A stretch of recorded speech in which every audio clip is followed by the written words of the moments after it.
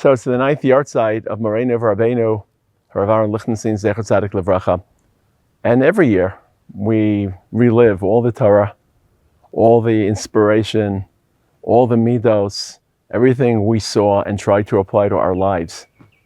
But this year, because it's such a different world and there's so many challenges, over the past 6-7 months, who hasn't looked back to our Rosh Yeshiva, both to Rav Amital and to Rav Aharon, Yahrtzeit, for inspiration, for strength, for guidance, for messaging, for content. I've looked back to him for emunah in the depths of my uncertainty, so confused, so many questions of HaKadosh Baruch Hu, and how powerfully he brought the Ribono Shel Olam into the room, in the Torah, in the Sichot, in the Yehei Shmei Rabba Mevarach, in the Berachas HaTorah. I was just thinking to myself, this past Shabbos, Parshas Acharemos, so we read the end of Parshas Acharemos, and just hearing Rav Aaron's voice, reciting and laning Acharemos in the Yeki Nigun that he would lane on Yom Kippur. And it was as if I wasn't listening to the words. I just felt the Kedushas Hayom, just being in the same room with Rav Lichtenstein and seeing the level of intensity and commitment and passion and piety that surrounded him for that day. So as frustrating as these 6 months have been, 7 months now, as many questions as we have, as dark as it's been, as confusing as it's been, as perplexing as it's been, I felt the Kadosh Baruch Hu next to me, and I think we've all felt the Ribono Shel Olam in different ways. And questioning, of course, doesn't mean you don't feel the Ribono Shel Olam. If we have questions of HaKadosh Baruch Hu, it's because we know there are answers, and we expect answers, because HaKadosh Baruch Hu's ways are Yesharim. It's also a period of humility. There has never been in our lifetimes a period in which the heaven and earth have felt so distant. And as Shlomo Melech says, HaKadosh Baruch Hu is in Shemayim and Kohelas, and we're in the Aretz. Al Kain yu na dvarecha me'atim. When you realize the magnitude, the weight, the distance, the questioning, the question mark, you limit what you say, you limit how you say it. And Rav Lichtenstein knew how to speak, but he also taught us when not to speak, and when yu na dvarecha me'atim, and limiting our speech as a symbol of Yiras Shamayim and a way to face questions. I remember someone once asked him how to describe Emunah or how to describe Yiras Shamayim. I don't remember which one, but he said your Emunah, your Yiras Shamayim should be strong enough that you're the last Jew, strong enough to be capable of being the last Jew to leave Auschwitz, the last Jew alive, and not have your Emunah shaken, not have your Emunah undermined. Remember another time someone asked him about Emunah or Yiras Shamayim, I forget which one, and he said, sometimes I feel as if you're falling through a bottomless pit and it's dark and there's no ground, and the only thing holding you, the only thing keeping you afloat or keeping you alive is that hand of HaKadosh Baruch Hu, and that's your rock and that's your tzuri miskabi. So those stories and Rav Lichtenstein's bringing HaKadosh Baruch Hu into the room have helped me, myself, navigate this crisis, navigate my own uncertainty, my own question marks. I also felt Rav Lichtenstein's moral clarity. We're living through a period of so much swirl and confusion and photoshopped truth and false narratives and venomous, rabid anti-Semitism hurling all sorts of made up and fabricated stories about our people. We know the truth, but this is a moral contest between truth and fabrication.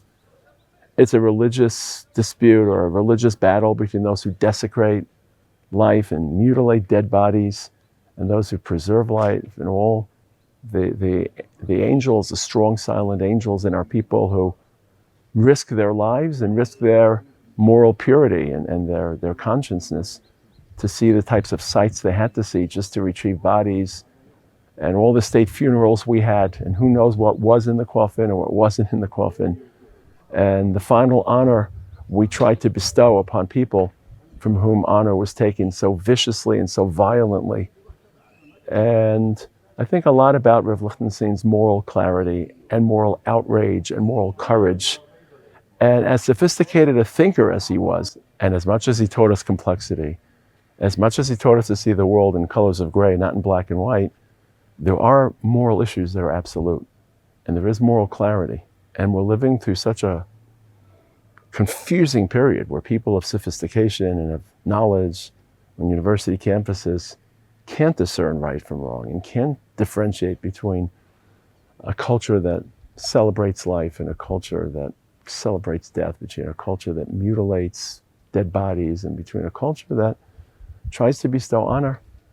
And the strong and silent heroes in our people who work tirelessly, risk their lives, expose themselves to horrors just to convey that honor to people from whom it was so viciously and violently taken. And just hearing of Lichtenstein's voice and living through all the moments, it was almost as if he had a different voice. When he spoke with moral outrage, you could hear there's a different voice, there's a different moral energy and moral vigor. And I've heard that voice, and it steadied me when facing so much of this moral swirl. I've thought a lot about Rav Lichtenstein's humanism, how much he respected people, and how much he respected people as Tselem Elokim, as the masterpiece of HaKadosh Baruch Hu, was gifted with free will and dignity and consciousness and creativity and emotions and dreams and relationships, and how during this period, as much as we are being hated and victimized, and as much as we're being vilified, and the easiest response when you're vilified is to hate your haters, I've been holding on to that legacy. We can't allow ourselves to become misanthropic. That is not our legacy. That's not the legacy of Avraham Avinu. That's not who we saw in Moreno Verbein of Lichtenstein. And of course, it doesn't in any way excuse us or exempt us from hunting down the murderers, Yimach Shemam, and eliminating the terror infrastructure, but in an abstract sense, not to lose faith in humanity, even though much of humanity hasn't really lived up to our expectations. I've thought about Rav Lichtenstein's faith. I thought about how powerful and palpable HaKadosh Baruch Hu's presence was. I thought about how he taught us Yiras Shamayim in humility. I thought about his moral clarity. I thought about his humanism. But I thought about the following story a lot, because living through this crisis, you think about your own life in retrospect and the decisions you've made, and especially on a personal level, the decision I made to move to Israel and have the great honor of my children serving in Tzahal and protecting our people and protecting our country. And I thought about the moment I made the decision to move to Israel. It was based on the well-known, fabled, legendary, well-documented Sikha. It was Purim night, 1986. Where Purim that night was Matzah Shabbos. Rav Lichtenstein spoke about the Megillah and spoke about Perek Hey, Perek Daled, where Mordechai is roaming through Shushan, lost for answers. Sa'aka Gedola Umara. Esther is so padded and so removed, she hasn't even heard. Vatischachal HaMalka. And Mordechai begs, and Esther is not sure she can intercede because of all the bureaucratic red tape. And then Mordechai breaks it down for her. And Rav Aharon broke down Mordechai's challenge to Esther into 5 words. And he kept repeating those words again and again. Mordechai was challenging Esther, Ichpat lach, o lo ichpat lach. I'll never forget, it's 40 years ago. Rav Aharon kept saying, Ichpat lach, in Mordechai's voice to Esther, o lo ichpat lach. Do you care about the Jewish people? Do you not care about the Jewish people? And at a certain point, I heard Rav Aharon speaking to me. Not Mordechai speaking to Esther, but Rav Lichtenstein speaking to me. It penetrated my neshama. At that point, I said, you know what, ichpatli. And I'm going to fashion a life of ichpatiyut and of concern, national concern, historical concern. And at that moment, I decided I have to change the arc of my life. Just stop screaming at me. Screaming at me, but it still felt so resonant and so overwhelming. And over the last 6-7 months, we've seen for how many Jews in our world, ichbat lanu, for how many people they care so deeply about us and our people, those who are sacrificing their lives, those who are supporting those who are davening, and then even so many Jews across the world who would like to be here. Unfortunately, they're not yet here, but they so deeply feel, so deeply identify. So your Rebbeim teach you Torah, and your Rebbeim teach you halacha, and they model midos.